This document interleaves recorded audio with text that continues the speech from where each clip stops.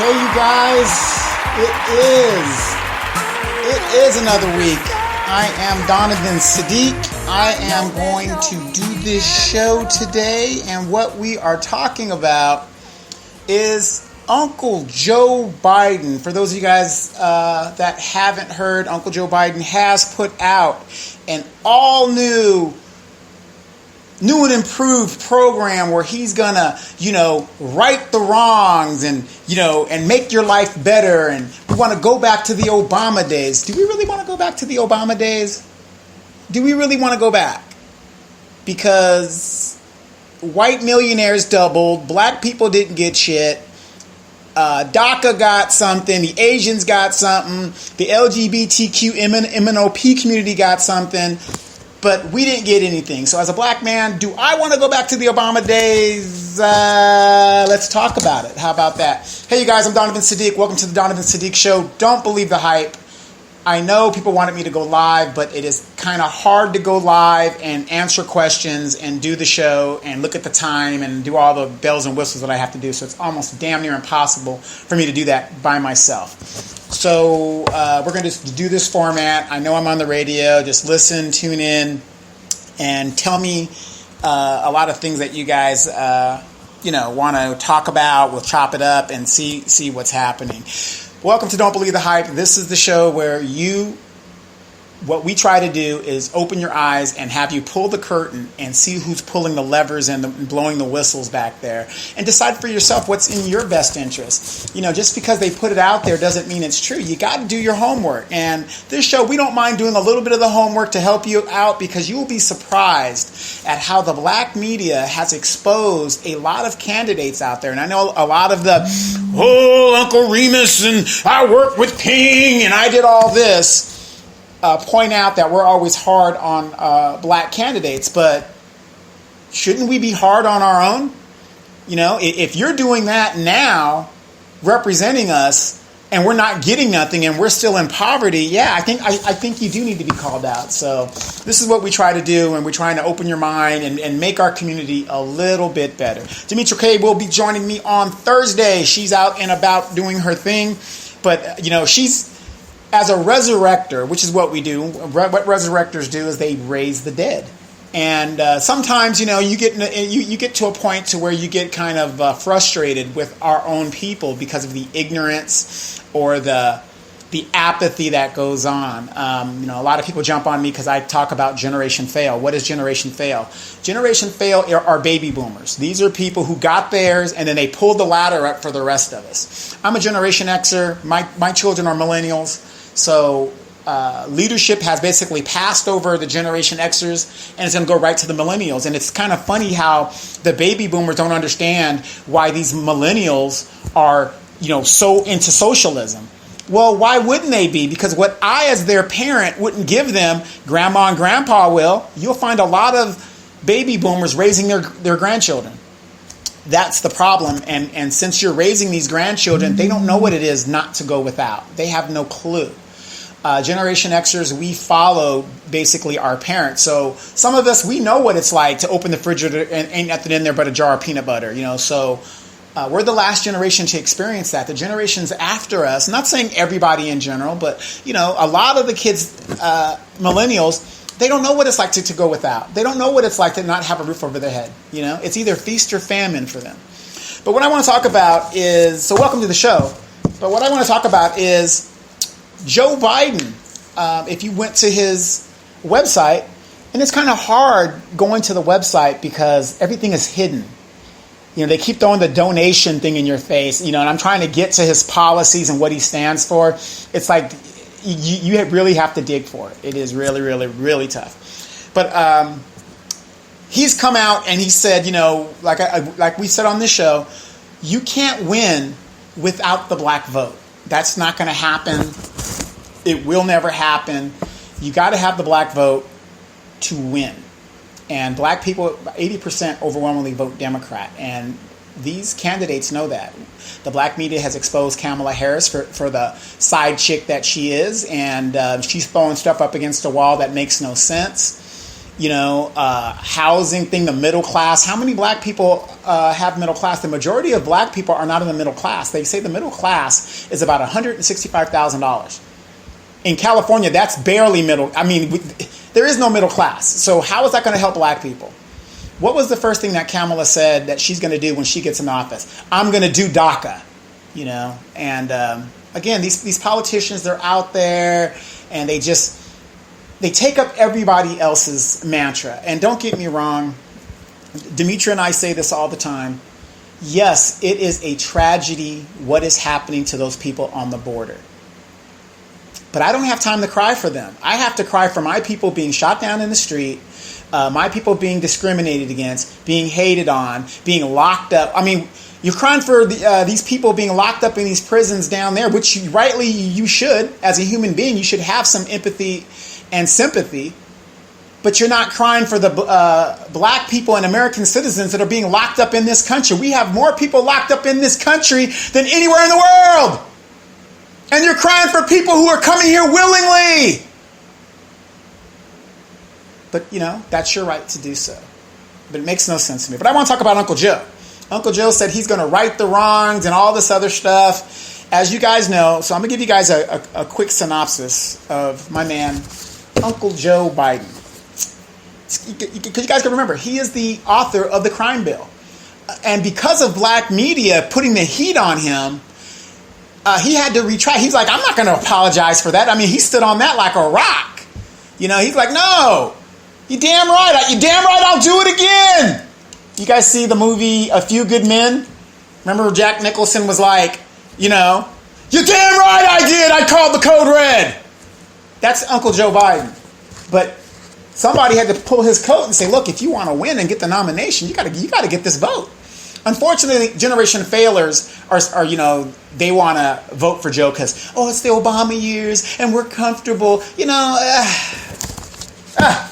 So let me just remind you guys a little things of what Joe Biden did. In the 1970s, Uncle Joe desegregated society is okay, but not via school busing. Okay, that's what he said. 1976, he opposed school busing to combat segregation. He said no on gay marriage, yes on equal treatment. And this is just a synopsis over the years of Joe Biden's positions and stances. He said no on gay, okay, and yes on equal treatment. He said civil unions are okay, gay marriage is probably inevitable. He said that in 2007. Opposed to quota systems, they ensure mediocrity. He said that in October 1975. Let's look at his voting record. In 1978, he opposed busing except for government-intended segregation. He voted no on recommending constitutional ban on flag desecration. He voted no on constitutional ban on same-sex marriage. That was in 2006. He voted yes on adding sexual orientation to defining of hate crimes. That was in 2002. Voted yes on loosening restrictions on cell phone wiretapping. So, he's all for Big Brother listening in on your conversations and stuff like that.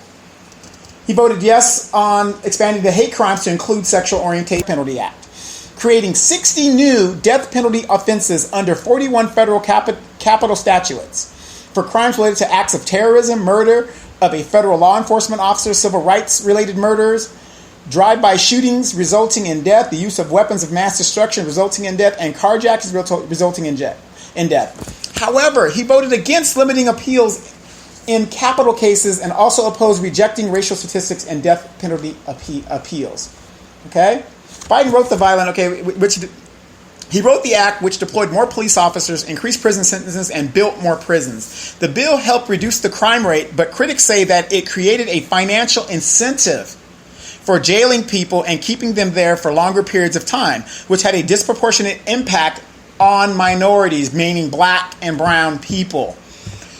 So basically, Joe Biden in the 90s said, I'm tough on crime. This is what's going to make me legendary in the Senate. Nobody is tougher on crime than this racist Democrat Joe Biden right here. You got me? You hear me? You dig? That's what he was basically saying. Nobody's harder on crime than I am. I'm not for busing. I get along with segregationists. Damn right, lock them up. Damn right. Doesn't matter. You have a drug dependency. Doesn't lock them up too.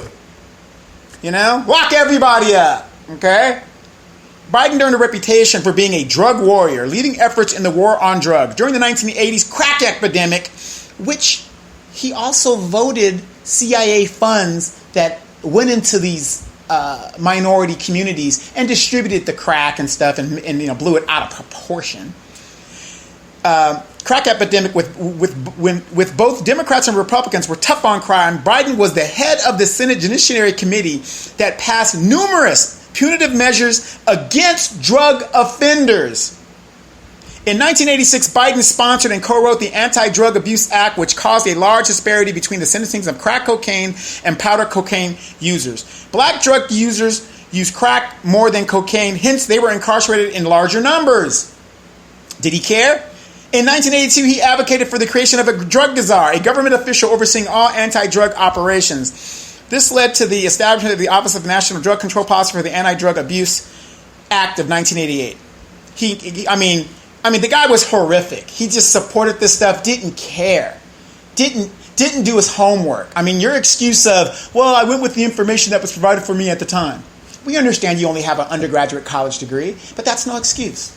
So you guys see where I'm going with this all there. He basically put his career based on this law here. Okay? He says, and this is April 2019, he regrets supporting strict sentences, including on crack. Yeah, you regret it, but what about all the damn families you fucking destroyed? Holy cow! How does Uncle Ray Ray and Moo and Shaniqua and all these people and families that were destroyed, and all you can say is you regret it? Get the fuck out of here. 1990, he supported tough on crime. 2019, he considers those now racist stance.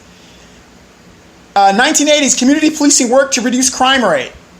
Police and communities must respect each other, he said in 2015. In 1970, public not receiving needed police protection. The crime bill 1990, he wanted more police and tougher penalties. He said, he did some good things. He says Bush is impediment to hate crimes legislation. So he's blaming, Bush for, not being strong enough. I want you guys to listen to this. In 2007, a year before he became vice president, he was for separating juveniles from adults in jail. That was July 2007. What's Trump doing now? I'm starting to not see the difference between this man and Trump. Damn, I can't tell the difference between a Republican or a Democrat nowadays. Very hard to tell. The only, the far fringes you can tell the difference, but these people that have been there for years and have been getting along the good old boy and girls club, they all get it. And guess who's his number one supporter? Dianne Feinstein, a Republican who poses as a Democrat. And she's as racist as he is. Let's go on, shall we? He voted no on limiting death penalty appeals, which was a good thing. He voted no on limiting product liability punitive damages. He voted no on restricting class action lawsuits. He voted no on mandatory prison terms for crimes involving firearms. He voted no on rejecting racial statistics and death penalty. And he voted yes for increasing cops on the beat. Established an FBI registry for the sexual offenders. So Joe Biden was going to be known as the law and order senator. That was his thing. Donald Trump, inauguration, 2017. What did he say? I'm going to be the law and order president. So what's the difference here, people? What's the difference? This is Joe Biden on immigration. Okay. Joe Biden wants to allow citizenship for dreamers. He focuses on refugee asylum seekers at home in Northern Triangle. Fact check, 67% of illegal aliens speak Spanish, not 40%. H-1B visas only for jobs Americans can't do. He was for that, December 2007. Americans will do any job if you pay them properly. That's what he said in 2007. He opposed granting driver's license to illegal immigrants. That was in 2007. Immigration reform failed because McCain was absent. That was an excuse for that. Sanctuary cities exist because feds can't enforce their laws. That was him, 2007. It's impractical to deport 14 million illegal immigrants. That was him in 2007. He voted for a border fence, but to tackle drug trafficking. That was in 2007. He voted yes on continuing federal funds for declared sanctuary cities. He voted yes on comprehensive immigration reform. He voted no on declaring English as the official language of the U.S. government. He voted yes on eliminating the Y non-immigration guest worker program. He voted yes on building a fence along the Mexican border. That was in 2006. He voted yes on establishing a guest worker program. He voted yes on allowing illegal aliens to participate in Social Security. He voted yes for illegal aliens to participate in Social Security. You got to read that a little bit more. I don't know if he wants them to pay into it and take out of it. It could go either way. He voted yes on giving guest workers a path to citizenship. He voted yes on allowing more foreign workers into the U.S. for farm work. He voted no on visas for skilled workers. He voted no on limit welfare for immigrants. And he's rated 8% by USBC, indicating an open border stance. So, again, goes on and on. So now he's running for president. So, Uncle Joe. And I'm going to read you guys exactly from his platform so that you know. And I'm going to kind of go into it a little bit, if you will. The Biden plan for strengthening America's commitment to justice. And I'm going to read this part because this is the part that is most important to us. And you need to ask yourself, can you trust him? Can you trust this guy? I can't. I don't trust Generation Fail. They've already failed me enough. So here we go. Equality, equity, and justice. These ideas form the American creed. We have never lived up to it, and we haven't always gotten it right, but we've never stopped trying. This is especially true when it comes to our criminal justice system. Today, too many people are incarcerated in the United States. I wonder why, Joe. And too many of them are black and brown. I wonder why, Joe. To build safe and healthy communities, we need to rethink who we're sending to jail, how we treat those in jail, and how we help them get the health care, education, jobs, and housing they need to successfully rejoin society after they serve their time. As president, Joe Biden will strengthen America's commitment to justice and reform our criminal justice system. Right there tells you he is a failed politician. He spent over 30 years in the Senate and as vice president building his reputation on being tough on crime. And now he wants to retract all of that as if nothing happened and nobody got affected. Are you still going to give this man your vote? Think about it. It's one thing to stand on something like a rock. But now, after all the lives you've destroyed, you are now going to say, oh, wow, it didn't work. Didn't you see that in the 90s? Didn't you see the numbers?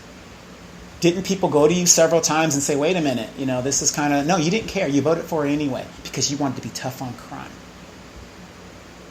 And Generation Fail, overwhelmingly, is going to give this man their vote for nothing. Oh, yeah, how many of us have a relative that's been to jail for marijuana? Kamala Harris talk about, I puffed a little bit in school, what's up, Fife? But you locked people up for something that you also did. And people want to give you their vote? How many fathers have been separated from their families? How many mothers have been separated from their children because of your stance, Joe Biden? You authorizing this bill that had no mercy, no release. 3 strikes law. Your kids are damn sure on drugs. Did they go to jail? Hunter Biden is a prolific drug user. Has he ever been to jail, Joe? According to your law, he should have been locked up. But no, you're going to lock up my people and people of color. So let's go on. The Biden plan for strengthening America's commitment to justice is based on several core principles. We can and must reduce the number of people that's incarcerated in this country while also reducing crime. No one should be incarcerated for drug use alone. Oh, now you're modifying it. Oh, there it is. Oh, you think? Instead, they should be diverted to drug courts and treatment. Why didn't you think about that 20, 30 years ago? Wouldn't that have been a just thing to do? Everybody makes mistakes. But now there's an opioid crisis. So when it's an opioid crisis and it affects white people, it's a crisis. We've got to give them treatment. We've got to give them millions and billions of dollars. Shame, shame, shame. How we treat those in jail and how we help them get the healthcare, education, jobs, and housing they need to successfully return after they serve their time. As President Joe Biden will strengthen America's commitment to justice and reform our criminal justice system. We can and must reduce, Instead, they should be diverted to drug courts and return. Reducing the number of incarcerated offenders will reduce federal spending on incarceration. You think, but you incentivize states. You said for every person you lock up, we will match dollar for dollar. You incentivized it. You wrote this bill.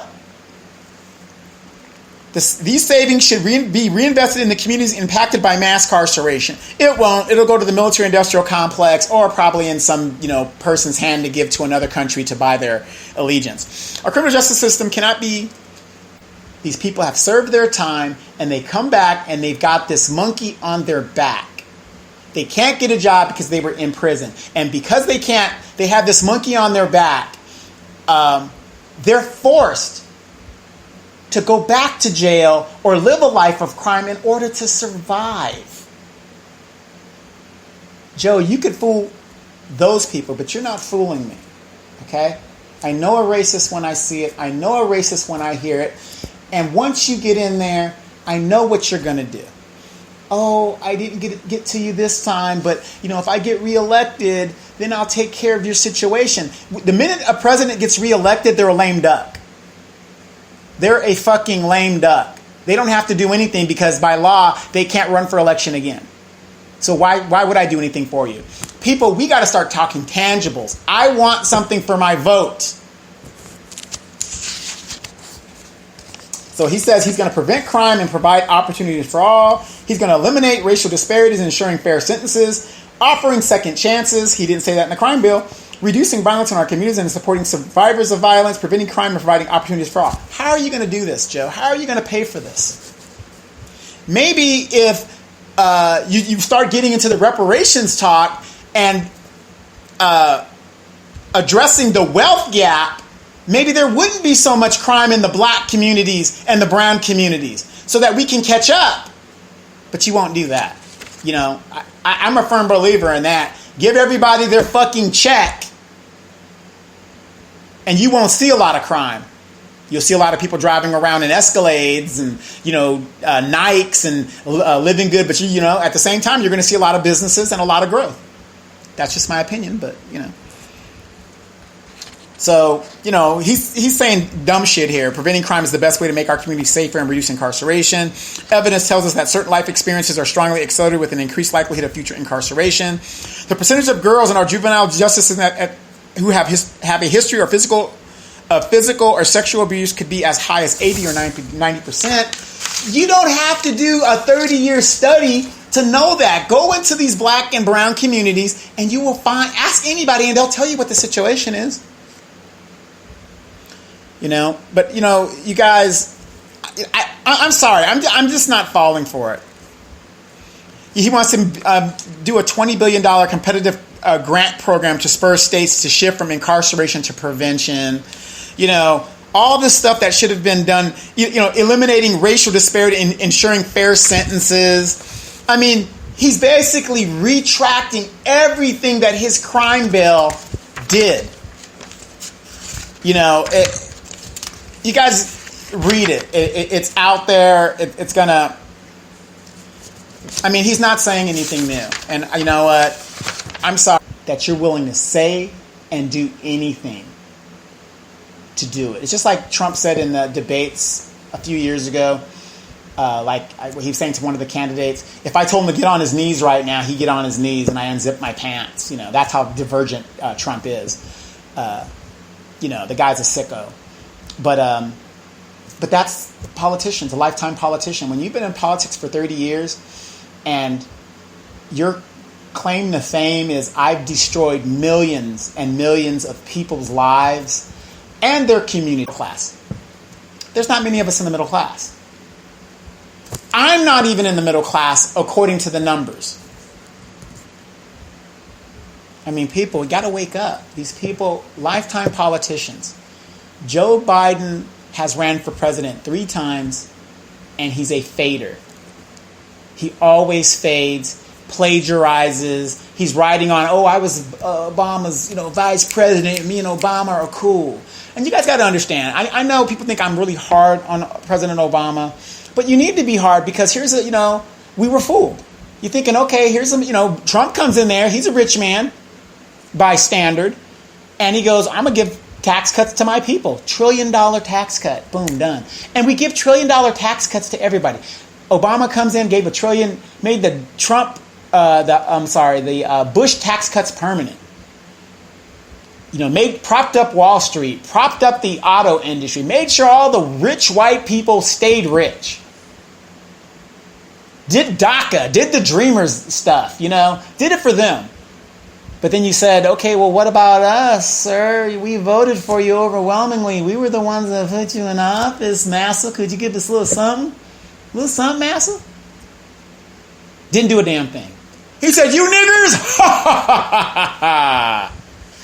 Right. Right. I already got reelected. I don't have to do anything else but look cool. And, you guys were easy. You guys were easy. Hey, and don't get me wrong. First black president, but he's not an ADOS black president. For those that don't know, ADOS is African descendants of slaves. I've got to understand there's a significant difference. Just because you have black skin doesn't mean you have the same experience as a specific group of people. I'm a descendant of a slave. Okay, great. If you come here from Haiti, from the Caribbean or Africa, and you came here and your ancestors came here willingly, you shouldn't get a check. And this is a problem that we're having because now they're causing infighting between us and other people of color. Now, the way I look at it is, I get a lot of messages from my Hispanic friends. I live in a predominantly Hispanic community. I'm not saying I don't have empathy for the people on the border. I do. I really do have empathy. Nobody should be treated that way. Human beings shouldn't be treated that way. But I have to ask myself this. Looking in American prisons and what's going on in there, rapes, feces everywhere, mental instability, people are just being treated like animals in American prisons. My people overwhelmingly are occupying those prisons. I don't see Hispanics, crying for me and my people. There's a Hispanic caucus in Congress. Let them handle that.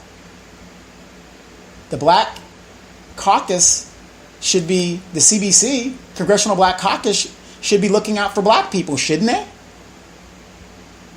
I mean, I'm assuming that. Maybe I shouldn't assume that because that isn't what they're doing, But ask yourself that for those of us that aren't political. Why isn't the Congressional Black Caucus looking out for us? Why are we championing Hispanic stuff? When was the last time a black man got shot in the street? You heard the Hispanic Caucus, Congressional Caucus step up and introduce legislation to protect black people. And this has nothing to do with hate. It has to do with human nature. I get it. You got to take care of your own. Asians do it. Hispanics do it. Whites definitely do it. That's why they're on this racial kick right now. They definitely do it. Blacks, we have to start looking out for our own. We got to. If you have to look for another man for your freedom, you will never be free. And us military people know that. If you're not willing to fight for your freedom, you shouldn't be free. You shouldn't be at all. So I get it. So, don't be mad at me because I don't want to pick up your cause. I have too many issues I have to deal with my people and my cause. I don't expect you to come and cry for me when a black man shot down in the street or we're being incarcerated massively. The justice system is against us. I don't expect you to do that. You guys practice group economics. You guys practice these things because you know who you are. You came here willingly. We are still being affected by the post-traumatic slave disorder.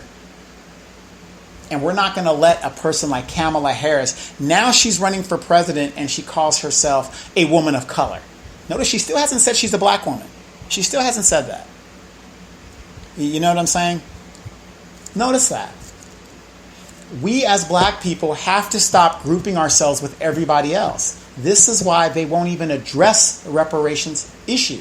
They're saying, well, there's too many. There's just no way we can figure it out. Yes, there is. The reason why the Asians got reparations is because they identified who they were, the people that were incarcerated wrongly, and they got their money. We have to stop allying ourselves with people that might look like us, but they're not us. Look at these Africans when they come here. They'll be the first to tell you, I'm of Nigerian background. I'm of the Igbo tribe. You know, they know their history, and they will let you know as a black American, you ain't part of them. They'll let you know that. Most of these people, after we did all the work, the blood, the sweat, the tears, the death, the destruction, they came here after all that was done to take advantage of what we've done. Because in their countries, they didn't do it. We did it. We were the first to do it. We were the first to stand up. Look at their countries right now. If their countries were so great, why are they leaving? Why are they coming here? They're coming here to take advantage of the programs and the opportunities that we fought for ourselves. And we let the door open and you just let anybody in. You are not a sovereign nation when anybody could come in there. Build that wall, Trump. Build it. You have to protect your borders. You have to. Am I a Trump supporter? Absolutely not. The guy's a douchebag. But you got to understand how history works. These people they're coming in and they're replacing us. Why do you think the Democratic Party is catering to the Hispanics now? Because they said, you know what? Do you realize the black population has not moved in almost 60 years? We are at a steady 13% of the population. We have not moved. We were at that number back in 67. Why? Death and destruction, incarceration, destruction of the black family. We are not procreating. Black women are aborting black babies as a form of birth control. Unbelievably. They say statistically from the 1970s when Roe versus Wade was approved till now, they say statistically there has been over 7 million, if not more, black babies aborted from that time until now. 7 million people. So you add our 13 million blacks in this country, or 13%, you add that 7-8 million into it, that's another 3 or 4%. I mean, look this stuff up. It's all there, people. You guys got to wake up. Wake up. We have to stop allying ourselves with other people or letting other people attach their problems to our struggle. LGBTQ. They can fight their own battles. Obama set them up. They said, if you want our vote and our money, this is what you're going to do. Gave it to them. But when was the last time an LGBTQ person said, you know what, we got to really incentivize black people to really, do this or do that or stand on their own 2 feet? They won't do it. Hispanics won't do it. Asians, do you think Asians are even worried about who's president and who represents? They have their own community. People, you got to wake up. Nobody is going to save us. Uncle Joe is not the answer. People jumped on Demetra and I for our stance on Trump calling Elijah Cummings' district one of the worst. What have we been saying for 2 years about Maxine Waters? The gentrification of her district.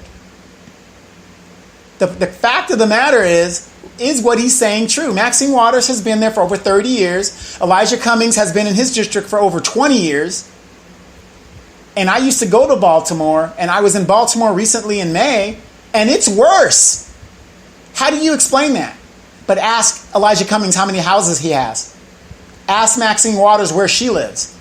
I can almost guarantee you she might have a house in that district, but she doesn't live there. She probably lives out in Calabasas or whatever. You know, she ain't around the corner.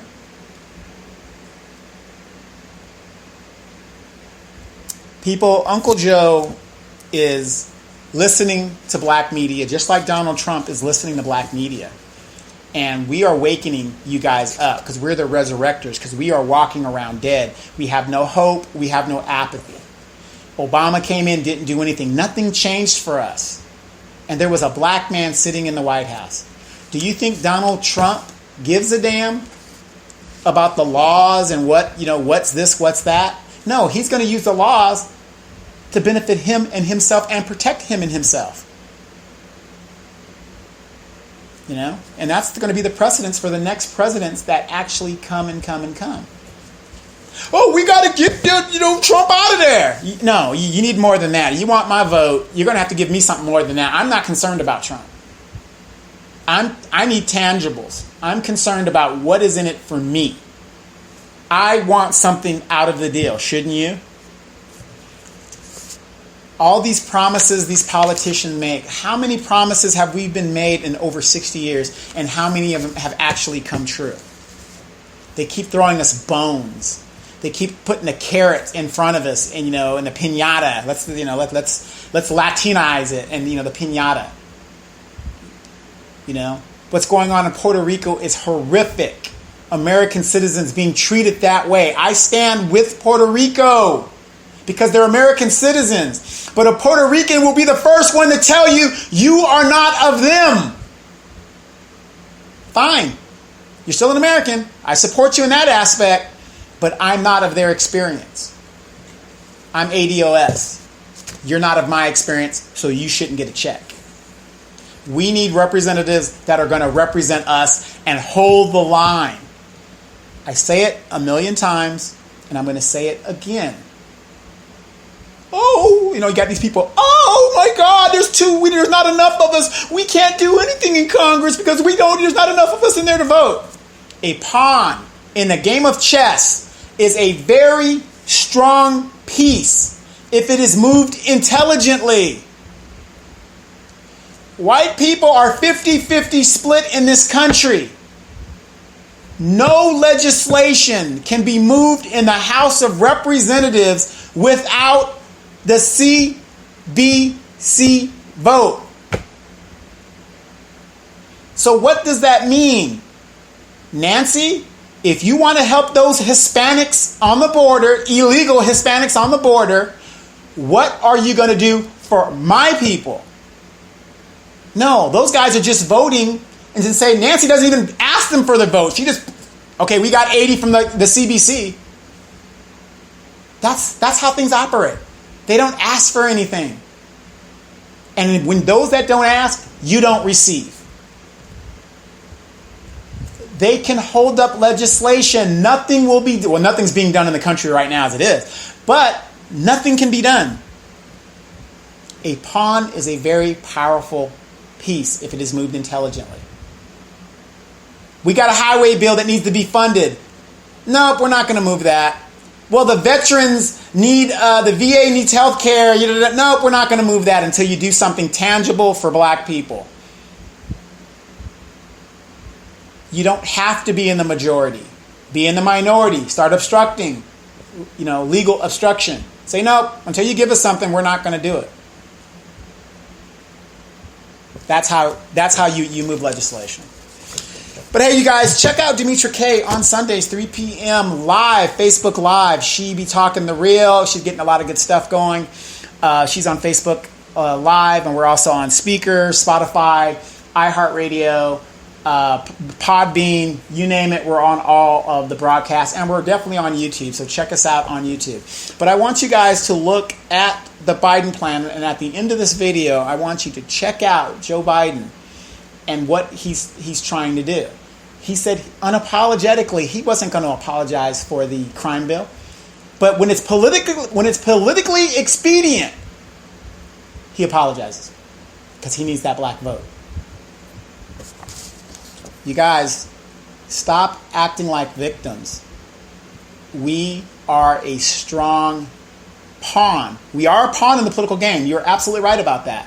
But a pawn is a very strong piece if it is moved intelligently. If you don't know how to play chess because it has a lot of life applications.